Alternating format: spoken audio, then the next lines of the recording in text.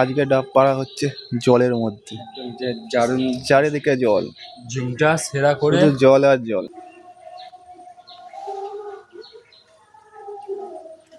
এতটাই পরিমাণে জল জমেছে, হাঁসগুলো চড়ছে। আমাদের প্রথম কাজ দেখতে দেখতেই নামানো হয়ে গেছে।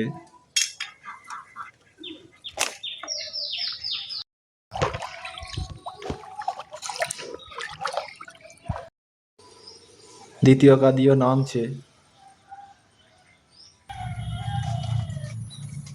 এটাই আমাদের শেষ কাদি ছিল।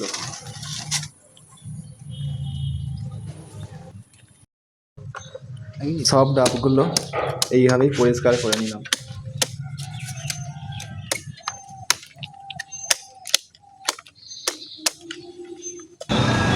সাইকেলে লোড করে বেরিয়ে পড়লাম 32 জন।